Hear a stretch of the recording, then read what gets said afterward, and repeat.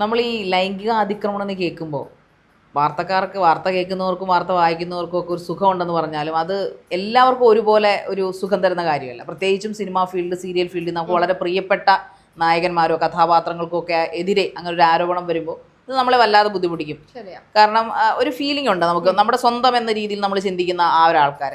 അപ്പോൾ എനിക്ക് തോന്നിയത് ഇന്നലെ വന്നൊരു വാർത്ത, പ്രത്യേകിച്ച് നമ്മളെല്ലാവരും സീരിയലിനേക്കാൾ കൂടുതൽ എല്ലാവരുടെ ഹൃദയത്തിലേക്ക് എത്തിച്ചെന്ന ഒരു ഒരു ഒരു പരമ്പര, അതാണ് ഉപ്പും മുളകും.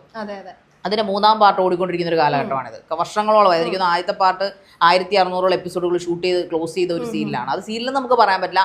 ആണുങ്ങൾക്ക്, അതായത് കുടുംബിനികൾക്ക് മാത്രമല്ല കുടുംബനാഥന്മാരെയൊക്കെ വീഴ്ത്തിയ ഒരു സീരിയൽ എന്ന് പറയാൻ പറ്റത്തില്ല.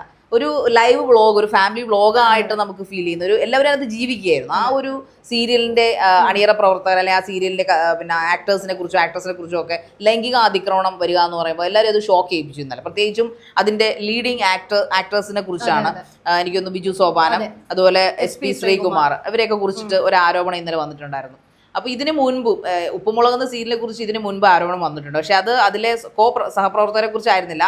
അതിലെ ഡയറക്ടർ അതിലെ ലീഡിങ് ആക്ട്രസിനോട് അപമര്യാദയെ പെരുമാറിയെന്നും പറഞ്ഞ് അവർ വളരെ ഇമോഷണൽ ആയിട്ടൊരു ചാനൽ വന്നിരുന്ന് കരയുകയും സംസാരിക്കുകയൊക്കെ ചെയ്യുകയും പിന്നീട് എപ്പിസോഡ്സ് മുന്നോട്ട് പോവുകയൊക്കെ ചെയ്തിട്ടുണ്ട്. വളരെ സക്സസ്ഫുൾ ആയിട്ട് പോകുന്നു. അപ്പം ഇപ്പൊ എനിക്ക് തോന്നുന്നു ഹേമ കമ്മിറ്റി റിപ്പോർട്ട് പുറത്തു വന്നതിന് ശേഷം ഒരു പക്ഷേ ഇതിൽ ഈ പറയുന്ന ആരോപണം വ്യാജമാണോ ഇല്ലയോ എന്ന് നമുക്ക് അറിഞ്ഞുകൂടാ. പക്ഷെ എന്നിരുന്നാലും മൊത്തത്തിലൊരു ചെളി പുരണ്ട അവസ്ഥയിലാണ് അതെ. കാരണം സിനിമയില് ഹേമ കമ്മിറ്റി വന്നതോടുകൂടി എല്ലാവരും തലയിൽ മുണ്ടിട്ട് നടക്കേണ്ട ഒരു അവസ്ഥയിലേക്ക് പോകുമ്പോൾ ഇപ്പൊ സീരിയലിലേക്കും കാര്യങ്ങൾ അങ്ങനെ തന്നെ വരുന്നൊരവസ്ഥ. പ്രത്യേകിച്ചും ഉപ്പും മുളകും പോലുള്ള ഇത്രയും ജനപ്രിയമായിട്ടുള്ളൊരു സീരിയൽ. എന്താണ് പൗർണമിക്ക് തോന്നുന്നത് ഇതിനെ കുറിച്ച്?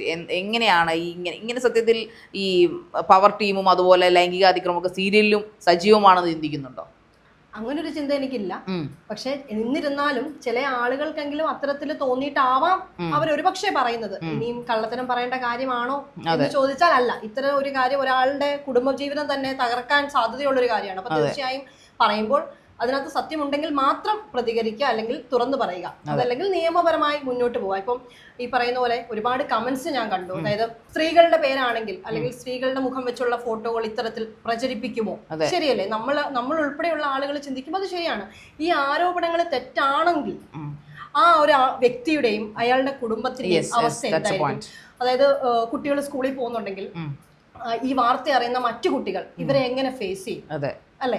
അപ്പോ തീർച്ചയായും ഇങ്ങനെയുള്ള കാര്യങ്ങൾ ഇത്രയും സെൻസിറ്റീവ് ആയിട്ടുള്ള ഇഷ്യൂസ് കുറച്ചുകൂടെ കാര്യമായിട്ട്, കുറച്ചുകൂടെ കാര്യക്ഷമമായിട്ട് അന്വേഷിച്ചതിന് ശേഷം വേണം ഇത്രയും പബ്ലിക്കിന് മുന്നിലേക്ക് കൊടുക്കാനായിട്ട്. അങ്ങനെ ഒരു അഭിപ്രായം എനിക്കുണ്ട്. കാരണം ഇപ്പൊ നമ്മൾ ഹേമ കമ്മിറ്റി റിപ്പോർട്ട് എടുത്ത് നോക്കുകയാണെങ്കിൽ നമ്മുടെ നിവിൻ പോളിയുടെ കേസ്, അദ്ദേഹം ഒറ്റയ്ക്ക് വഴിവിട്ടുകയെന്ന് പറഞ്ഞാലും അദ്ദേഹം ഈ ആരോപണം വന്നതിന്റെ എത്രയോ മണിക്കൂറുകൾക്കൊക്കെ തന്നെ വാർത്താ സമ്മേളനം വിളിച്ചു കൂട്ടുകയും ഏതാണ്ട് 3 ദിവസത്തിലെ ഹൈക്കോടതി പിന്നെ അവിടുത്തെ ഡിവിഷൻ ബെഞ്ചോ എന്തോ ഉത്തരവിറക്കി അയാൾ തെറ്റുകാരനല്ലെന്ന് തെളിയിക്കുകയും ചെയ്യും. അതായത് കൂടെ ഒപ്പം സപ്പോർട്ട് ചെയ്ത് നിൽക്കാനും ആളുണ്ടായി. പക്ഷേ ഈ നിവിൻ പോളി ഒഴിച്ചാൽ ബാക്കി ഒരു നടന്മാരും ഈ ആരോപണങ്ങൾ വന്നെങ്കിലും അവരാരും മുന്നോട്ട് വരാനുള്ള ധൈര്യം അവർക്കുണ്ടായിരുന്നു. പക്ഷെ അവർ തെറ്റുകാരായിരിക്കാം. എന്നിരുന്നാലും ഇപ്പൊ കേൾക്കുന്നത് ഇപ്പം നടൻ സിദ്ദിഖിനെതിരെയുള്ള ആരോപണം ചെയ്തവർ, അല്ലെങ്കിൽ നടൻ ഇപ്പം ബാലേന്ദ്ര മേനോനെതിരെ വന്നവരൊക്കെ കൈ കഴുകിയ അവസ്ഥയാണ്. അതായത് ഈ പറയുന്ന അപ്രവർത്തിക്കുന്ന വാദി എന്ന് പറയപ്പെടുന്ന വ്യക്തികൾ കാലുമാറുന്ന അവസ്ഥയാണ്. അപ്പൊ അതിൽ എല്ലാവരും പറയുന്ന പോലെ ഹേമ കമ്മിറ്റിയെ ദുരുപയോഗം ചെയ്യുന്ന ആൾക്കാരും ഇതിനകത്തുണ്ട് എന്നുള്ള കാര്യത്തിൽ സംശയമില്ല. അക്കൂട്ടത്തിൽ ഇപ്പൊ ഈ ബിജു സോപാനത്തിന്റെ കേസ് വന്ന ഉടനെ ഞാൻ കേൾക്കുന്ന വാർത്ത ഉടനെ SITക്ക് കൈമാറുന്നു, സ്പെഷ്യൽ ഇൻവെസ്റ്റിഗേഷൻ ടീമിന് കൈമാറുന്നു. അതായത് ആരോപണം വന്ന ഏതാണ്ട് 24 അവർ തികഞ്ഞിട്ടില്ല. അതിനൊപ്പം തന്നെ ഈ സീരിയലിൽ അഭിനയിച്ചുകൊണ്ടിരിക്കുന്ന ഒരാള്, നടി, തന്നെ കുറിച്ചല്ല ഇത് പറയുന്നത്, ഗൗരി അല്ലെ, രംഗത്ത് വന്നിരുന്നു. ഗൗരിയുടെ വീഡിയോ ക്ലിപ്പ് ഞാൻ കണ്ടിരുന്നു. ആളുകൾ സ്വാഭാവികമായിട്ടും അതിൽ പ്രധാനമായി നിൽക്കുന്ന ആളുകളെ ആയിരിക്കുമല്ലോ ആദ്യം തന്നെ ഓർക്കുക. അപ്പൊ പുള്ളിക്കാരി കുറച്ച് ദിവസമായിട്ടുള്ള എപ്പിസോഡ്സിൽ മിസ്സിംഗ് ആയിരുന്നു. അപ്പൊ ഇതൊക്കെ കൊണ്ടാവാം എന്നുള്ളൊരു അസംഷൻ അവിടെ വന്നു. അപ്പൊ പുള്ളിക്കാരി അതിനൊരു എക്സ്പ്ലനേഷൻ എന്നുള്ള രീതിയിൽ ഒരു വീഡിയോ ഇട്ടു.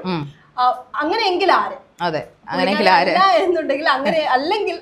ഇപ്പൊ ഞാൻ ഇങ്ങോട്ട് നമ്മുടെ വാർത്ത ഇത് ചെയ്യുന്ന സമയത്ത് ഞാൻ നമ്മൾ പഠിക്കുമ്പോഴത്തേക്ക് ഇതിനകത്ത് കാണുന്ന മുഴുവൻ വ്ളോഗർമാര്, അതായത് ഈ യൂട്യൂബർമാർ ഇത് എടുത്തിട്ട് അങ്ങോട്ട് അലക്കുവാണ്. അതായത് ആരാണ് പരാതി കൊടുത്തത് അവർക്ക് അറിയണം. സത്യത്തിൽ നമ്മുടെ നിയമം അനുസരിച്ച് അതിജീവിതയോ അല്ലെങ്കിൽ ഇരയുടെയോ പേരുകൾ വെളിപ്പെടുത്താൻ പാടില്ല.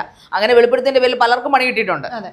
ഈ പറയുന്ന ചെകുത്താൻ എന്ന് പറഞ്ഞ വ്ളോഗൊക്കെ നമ്മുടെ പേര് പറഞ്ഞതിനാണ് അദ്ദേഹത്തിനെ അറസ്റ്റ് ചെയ്തുകൊണ്ട് പോവുകയും ചെയ്യും. എന്നാൽ പോലും പഠിക്കില്ല, എങ്ങനെയെങ്കിലും റീച്ച് കൂട്ടുക എന്നുള്ള ദുരുദ്ദേശത്തോടു കൂടി തന്നെ. ഈ പറയുന്ന ബിജു സോപാനെ സംബന്ധിച്ചിടത്തോളം ആൾക്കാർക്ക് ഇഷ്ടമുള്ളൊരു നടനാണ്. അതെ, അത് ആ കമന്റ്സിൽ നിന്ന് തന്നെ വ്യക്തമാണ്. അതായത് ഇത് കാണുന്ന ആളുകൾ ഇങ്ങനെ ഒരു കാര്യം ഇയാളിൽ നിന്ന് ഞങ്ങൾ പ്രതീക്ഷിക്കുന്നില്ല. ഇപ്പൊ നിവിൻ പോളിയുടെ കേസ് പറഞ്ഞതുപോലെ ഇതും തെറ്റാണെന്ന് തെളിയിക്കപ്പെടും എന്ന് വിശ്വസിക്കുന്ന ഒരു കൂട്ടം ആൾക്കാരുണ്ട്. കാരണം അദ്ദേഹത്തെ കണ്ടിന്യൂസ് ആയിട്ട് നമ്മൾ ദിവസം ചോറ് കഴിക്കുന്ന പോലെ അല്ലെങ്കിൽ ദിവസം കാപ്പി കുടിക്കുന്ന പോലെ ദിവസം ലഞ്ച് കഴിക്കുന്ന പോലെ കാണുന്ന ഒരു സീരിയലാണ് ഈ ഉപ്പുമുളക് എന്ന് പറയുന്നത്. ഫ്ലവേഴ്സ് TV തുറന്നു വെച്ച് കഴിഞ്ഞാൽ ഈ പറയുന്ന സാധനമാണ് ഏത് സമയവും നമ്മൾ ഓപ്പൺ ചെയ്താലും സിനിമയെക്കാളും മറ്റ് പ്രോഗ്രാംസിനെക്കാളും കാണുന്ന ഉപ്പുമുളകുമാണ്. അപ്പൊ നമ്മൾ ഇതൊരു തീർന്നില്ലേ, അപ്പൊ നമ്മൾ സ്ഥിരമായിട്ട് കാണുന്നത് അയ്യോ അത് അതിന്റെ മൂന്നാമത്തെ ഭാഗമാണ്, നിങ്ങൾ എന്തുവാ പറയുന്നത്? ഇതിന്റെ കാര്യം പറയുമ്പോൾ എനിക്ക് തീർച്ചയായിട്ടും പറയാൻ പറ്റുന്ന കോൺഫിഡൻസോടെ പറയാൻ പറ്റുന്ന ഒരു കാര്യമുണ്ട്. അതായത് 2019 കുറച്ച് നാള് ഞാൻ ഇന്റേൺഷിപ്പിന്റെ ഭാഗമായിട്ട് ഞാൻ ഫ്ലവേഴ്സിൽ ജോലി ചെയ്തു. ഓക്കെ, അപ്പോ കുറച്ച് നാൾ എനിക്ക് ഈ ഉപ്പുമുളക് സെറ്റില് ജോലി ചെയ്യാൻ ഒരു അവസരം ഉണ്ടായിരുന്നു. അപ്പം ഇത്രയും സാധാരണ സീരിയൽ സെറ്റുകൾ എന്ന് പറഞ്ഞാൽ ഷോട്ട് എടുക്കുന്നു, അല്ലെങ്കിൽ കുറച്ച് ബോറടി കാണും, അല്ലെങ്കിൽ റീടേക്ക് കാണും. പക്ഷെ ഇത് എത്ര രസകരമായിട്ടാണെന്നോ ഇതിന്റെ. നമുക്ക് ബോറടി എന്ന് പറയുന്നത് കണ്ടു നിൽക്കുമ്പോൾ പോലും, സാധാരണ ഷൂട്ടിംഗ് എന്ന് പറയുമ്പോൾ കണ്ടു നിൽക്കുമ്പോൾ നമുക്ക് നല്ല ബോറടി ആയിരിക്കും. പക്ഷെ ഇതിന്റെ ഷൂട്ടിംഗ് പോലും, അതായത് ഓരോ ആളുകളെയും വിളിച്ചെത്തി 3 തവണയാണ് ആ സമയത്ത് സ്പോട്ടിലാണ് ഇവരെ ഡയലോഗ്സ് പഠിപ്പിക്കുന്നത്. അപ്പൊ വന്നിരുത്തുന്നു. ഇപ്പൊ ബിജു സോപാൻ അല്ലെങ്കിൽ നിഷാസാൻ ഇതിനകത്ത് പ്രമുഖരായിട്ട് എല്ലാവരും തന്നെ ചുറ്റും ഒരു ടേബിളിന് ചുറ്റും ഇരിക്കുന്നു. ആള് വന്നിട്ട് പറഞ്ഞു കൊടുക്കാണ്, നിങ്ങൾ ഡയലോഗ് ഇന്നാണ്, എല്ലാവർക്കും ഉള്ള ഡയലോഗ് ആദ്യം ഒരു തവണ പറയും, രണ്ടാമത്തെ തവണ ഇവരെ കൊണ്ട് പറയിപ്പിക്കും, പറഞ്ഞു കൊടുത്ത് പറയിപ്പിക്കും, മൂന്നാമത്തെ തവണ ഇവരെ കൊണ്ട് തന്നെ പറയിപ്പിക്കുന്നു, നെക്സ്റ്റ് ടേക്ക് ആണ്. ഫാമിലി പോലെയാണ്, ഭയങ്കര രസമാണ്. ഇപ്പൊ ഈ ബിജു സോപാൻ ആണെങ്കിലും നമ്മളോടക്കം ഭയങ്കര മാന്യമായിട്ട് നല്ല രീതിയിൽ തന്നെ പെരുമാറിയതാണ്. അതുപോലെ അന്നത്തെ ഡയറക്ടർ, ഇപ്പൊ നമ്മൾ മുൻപ് പറഞ്ഞ പോലെ ആ പ്രശ്നത്തിന്റെ കാര്യം ഒരാളെ ഡയറക്ടറെ മാറ്റി ശേഷം വന്ന ആളാണ് ഞങ്ങൾ ചെല്ലുമ്പോൾ. ആളും വളരെ ഒത്തിരി സിനിമയിലോട് ഒരുപാട് പാഷൻ ഉള്ള ഒരാളായിരുന്നു. നമ്മളോടും ഭയങ്കര കാര്യമായിട്ട് നമുക്ക് പഠിക്കാനുള്ള ഒരുപാട് അവസരങ്ങൾ, ഒരുപാട് കാര്യങ്ങൾ അവിടെ ചെയ്യാൻ നമുക്ക് അവസരം ഒരുക്കി. ഇത് കാണുമ്പോൾ പ്രേക്ഷകർ വിചാരിക്കും നമ്മളേതാണ്ട് ഉപ്പുമുളകിന്റെ സീരിയൽക്കാരെ മറ്റേ സപ്പോർട്ട് ചെയ്തുകൊണ്ട് വേണ്ടിട്ട് എപ്പിസോഡൊക്കെയാണ് നമ്മൾ ചിന്തിക്കും. പക്ഷെ അങ്ങനെയല്ല അനുഭവം നമ്മൾ പറയണം. അങ്ങനെയല്ല നമ്മൾ പറയുന്നത്. ഇപ്പം പൗർണമി പറഞ്ഞ പോലെ ഇങ്ങനെയുള്ള കാര്യങ്ങൾ പറയണമെങ്കിൽ ആൾക്കാർക്ക് ഫാക്ടിലേക്ക് എത്തിച്ചേരാൻ പറ്റും. കാരണം ഇതിനകത്ത് പറയുന്നില്ല ഇത് ആരാണ് ആരോപണം ഉന്നയിച്ചിരിക്കുന്നത് പറയുന്നത്. കാരണം ആരോപണ വിധേയരായവരുടെ പേരുകൾ മാത്രം പുറത്തു വിടുന്ന അത്ര സുഖകരമായ ഒരു കാര്യമല്ല. അല്ലെങ്കിൽ അതിന് കർക്കശമായിട്ടുള്ള തെളിവുകളും കാര്യങ്ങളും അറസ്റ്റും, ഇപ്പം പറയാം അതിജീവിതയുടെ കേസ് പറയുവാണെങ്കിലും അതിന്റെ ഓപ്പോസിറ്റ് നിൽക്കുന്ന ആളെ അറസ്റ്റ് ചെയ്യുകയും അതിനോടനുബന്ധിച്ച് ഒരുപാട് കാര്യങ്ങൾ തെളിവുകളുണ്ട്. അദ്ദേഹത്തിന് കുറ്റം വിധിച്ചിട്ടില്ലെങ്കിൽ പോലും. ബട്ട് ഇദ്ദേഹത്തെ സംബന്ധിച്ചിടത്തോളം ഇതിന് മുമ്പ് ആരോപണങ്ങളും നമ്മൾ കേട്ടിട്ടില്ല. വളരെ ആൾക്കാർക്ക് ഇഷ്ടമുള്ള ഇപ്പം വെള്ളിത്തിരയിൽ അല്ലെങ്കിൽ സീരിയലിന് മുമ്പിൽ നന്നായിട്ട് അഭിനയിക്കുന്ന ഒരാളൊക്കെ പുറത്ത് നല്ലവരാണോ നമുക്ക് ഉറപ്പൊന്നും പറയാൻ പറ്റില്ല. പക്ഷെ എന്നിരുന്നാലും ഒരാളെ കുറിച്ച് ആരോപിക്കുമ്പോൾ അല്ലെങ്കിൽ ആ സീരിയലിൽ അഭിനയിക്കുന്ന ആൾക്കാരെ കുറിച്ച് ഇങ്ങനെ വളരെ ക്രൂഷ്യൽ ആയിട്ടുള്ള ആരോപണങ്ങൾ പുറത്തു വിടുമ്പോൾ അതിന്റെ യഥാർത്ഥ വശങ്ങൾ കൂടി ചിന്തിച്ചിട്ട് വേണം പ്രത്യേകിച്ചും ഈ സോഷ്യൽ മീഡിയ ഇങ്ങനെ പരത്തി അടിക്കാനായിട്ട്. ഈ ഹേമ കമ്മിറ്റി റിപ്പോർട്ട് വന്നപ്പോൾ ഒരു വിഭാഗം അല്ലെങ്കിൽ കുറേയധികം ആളുകൾക്ക് മുൻപ് നടന്ന കാര്യങ്ങളും ഒക്കെ തുറന്നു പറയാനുള്ള ഒരു അവസരം, പവർ കൊണ്ടുവന്നു. പക്ഷെ അതിനെ മിസ്യൂസ് ചെയ്യുന്ന ആളുകളും പാരലലായിട്ട് തീർച്ചയായിട്ടും ഉണ്ട്. ഇപ്പൊ പറഞ്ഞ സിദ്ദിഖിന്റെ കേസിലായാലും, സിദ്ദിഖിന്റെ കേസ് അവിടെ നിൽക്കട്ടെ, വേറെ പല കേസുകളിലും ഈ പറയപ്പെടുന്ന പ്രതി അല്ലെങ്കിൽ വാദി കൂറുമാറിയ അവസ്ഥകളുണ്ട്. അതിൽ ഞാനിപ്പോ ഇന്റേണൽ ആയിട്ട് അറിയുന്നവർക്ക് പൈസ കൊടുത്ത് ഒതുക്കി, പിന്നെയും പൈസ ചോദിക്കുമ്പോഴാണ് അടുത്തത് കുത്തി. അപ്പൊ ഇതൊക്കെ സമഗ്രമായ ഒരു ഇന്റേണൽ അന്വേഷണം, ഇന്റേണൽ ഓഡിറ്റിംഗ് വേണം. കാരണം SIT എന്ന് പറഞ്ഞ സ്പെഷ്യൽ ഇൻവെസ്റ്റിഗേഷൻ ടീമിനെയാണല്ലോ ഇവർ ഇതിന് വേണ്ടിയിട്ടിരിക്കുന്നത്. അപ്പോൾ തീർച്ചയായിട്ടും ആരോപിച്ചുകൊണ്ട് വരുമ്പോൾ അല്ലെങ്കിൽ പരാതി ഡെസ്കിൽ എടുക്കുമ്പോൾ കൃത്യമായ അന്വേഷണത്തിന് പാത്രമാക്കണമെന്നാണ് എനിക്ക് പറയാനുള്ളത്. അതുപോലെ തന്നെ ഏതൊരു കലയായാലും അതിൻ്റെതായിട്ടുള്ള പ്രശ്നങ്ങളുണ്ടാവും, പക്ഷെ അതിൻ്റെതായിട്ടുള്ള നന്മകളും ഉണ്ട്. പക്ഷെ ലൈംഗികമായി ചൂഷണം ചെയ്യപ്പെടുക എന്ന് പറയുന്നത് അത്ര ഒരിക്കലും ശുഭകരമായ ഒരു കാര്യമല്ല.